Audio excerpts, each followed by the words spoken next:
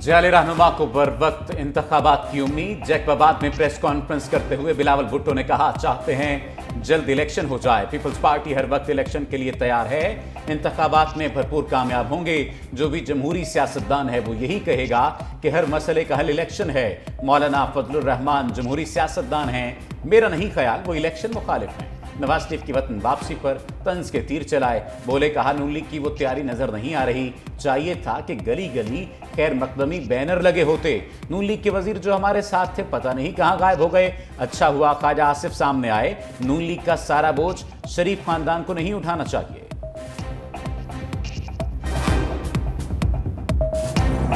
मेरा मुखालिफ कैद में हो, मैं उसके खिलाफ जलसे और तकरीरें करूं, मजा नहीं आता। मैं चाहता हूं हर सियासतदान के लिए कि वो जेल से बाहर हो, लेकिन अगर कानून के घेरे में आया है तो फिर कानून होता है।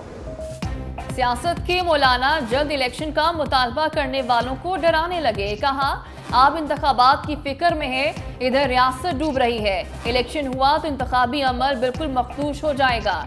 इसका आगाज करने से पहले अंजाम और नताइज का सोचना होगा। मजीद बोले, चाहता हूँ हर सियासतदान जेल से बाहर हो, मेरा मुखालिफ कैद हो और उसके खिलाफ तकरीरें करूँ, मजा नहीं आएगा। अगर मेरे हाथ खुले हैं तो मेरे मुखालिफ के हाथ भी खुले होने चाहिए।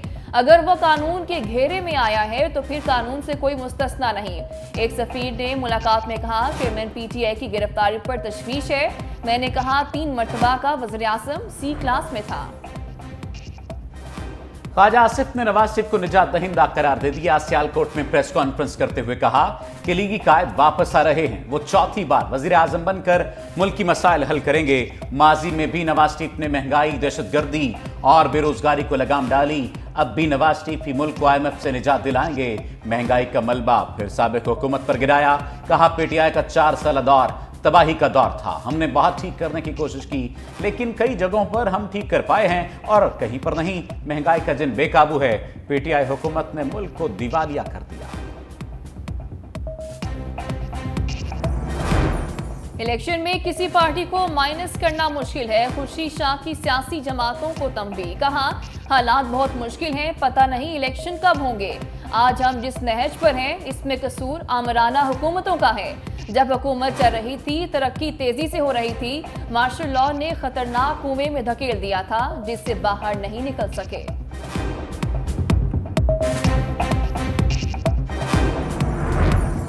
एक पुरुम्मीद, दूसरा मायूस, तीसरा इल्तवा कहानी, चौथे के वजूद को खतरा। इलेक्शन में ताखीर से गुत्थियां मजीद उलझने लगी। नून लीग को नवाज शरीफ के वजीर आजम बनने का यकीन। बिलावल का इलेक्शन फौरी कराने का मुतालबा। मौलाना फजलुर रहमान इलेक्शन मांगने वालों के मुखालिफ।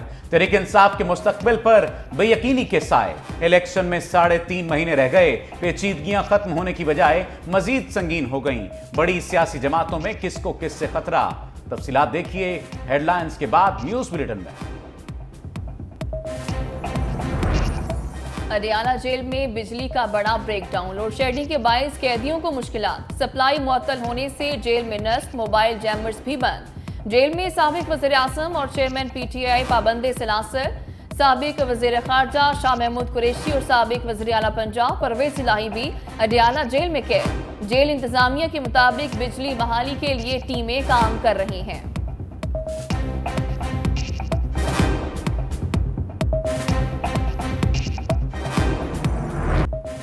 इस्तेहकाम में पाकिस्तान पार्टी का 13 अक्टूबर से अवामी राब्ता मुहिम का ऐलान। तर्जुमान फिरदौस आशिक अवान की प्रेस कॉन्फ्रेंस। कहा, अगर किसी की बैसाखियों पर खड़ा होना होता तो अलग पार्टी न बनाते।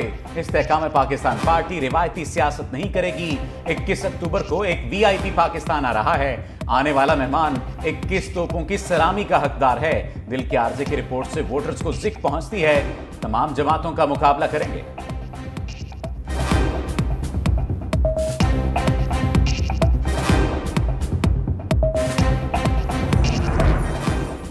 गैर कानूनी अफगान मुहाजिरीन के इनखलाब की डेडलाइन में 24 दिन बाकी। अफगान बाशिंदों ने पाकिस्तान में जायदादें फरोख्त करना शुरू कर दी। पेशावर में घरों के किराए भी सस्ते हो गए। कराची और इस्लामाबाद में क्रैकडाउन के दौरान 33 अफगानी पकड़े गए। फौरन एक्ट के तहत मुकदमा दर्ज। अटक में सोशल मीडिया पर रियासत मुखालिफ मुहिम चलाने पर भी 2 अफगान बाशिंदे गिरफ्तार, दोनों कजन हैं।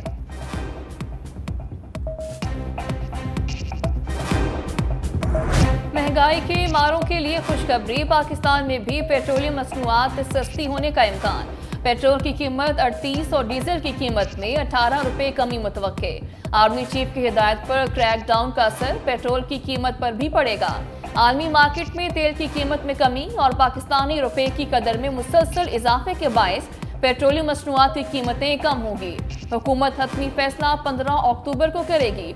शहरियों ने कहा, फौज की मुदाखलत के बाद पेट्रोलियम मसनूआत की कीमतों में कमी अहसन इकदाम है।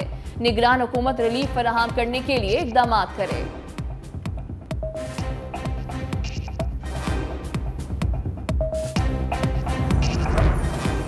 सनतकारों के जायज मुतालबात पूरे किए जाएंगे। निगरान वज़ीर तिजारत गौहर एजाज का ऐलान, कहा टेक्सटाइल इंडस्ट्री से 25 अरब डॉलर की बरामदात चाहिए।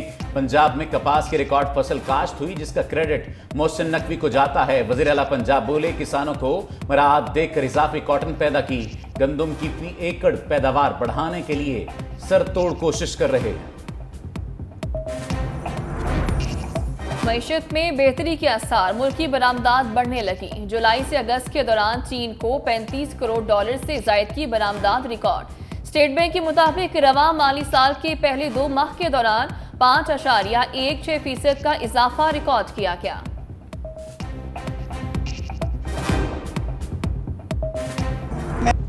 मेयर तो बन गए, अब इलेक्शन भी जीत लो। मुर्तजा वहाब ने ज़िमनी बल्दियाती इंतखाबात के लिए कागजात जमा करा दिए। जिला जनूबी में यूसी 13 की खाली नशिस्त पर इलेक्शन लड़ेंगे। पोलिंग 5 नवंबर को होगी। मीडिया से गुफ्तगू में मुर्तजा वहाब ने कहा, नईमुर रहमान का एहतराम करता हूँ। पहले दिन कहा था हम सियासी बोगस नहीं रखते। हाफिज नईम, MQM सबको कहता हूँ, आए मिलकर काम करें। जब भी शफाफ इंतखाबात हुए, पीपल्स पार्टी बड़ी तादाद में नशिस्तें जीतेगी।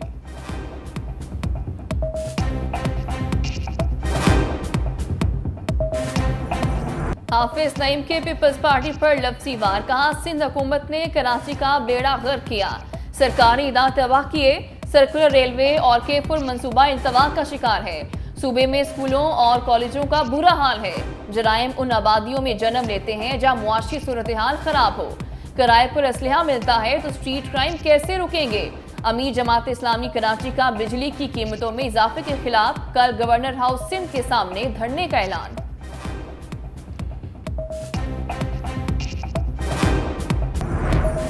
बहरिया टाउन की एक और स्कीम में हेरा फेरी। कराची में बहरिया ग्रीन लो कास्ट स्कीम के नाम पर आवाम को लूटने का मंसूबा बेनकाम। स्कीम सिर्फ कागजों तक महदूद निकली। सिंध हाई कोर्ट में बहरिया टाउन इंतजामिया ने एतराफ किया कि लो कास्ट स्कीम कराची नहीं जामशोरों में है। दरख्वास्त कराची में दायर नहीं की जा सकती। दरख्वास्त गुजार के मुताबिक जमीन का सिरे से वजूद ही नहीं, लेकिन इश्तिहारात के जरिए फरोख्त जारी है। मलिक रियाज ने किसी इदारे से NOC नहीं लिया। अदालत ने हुकूमत सिंध से जवाब तलब करते हुए समाअत मुलतवी कर दी।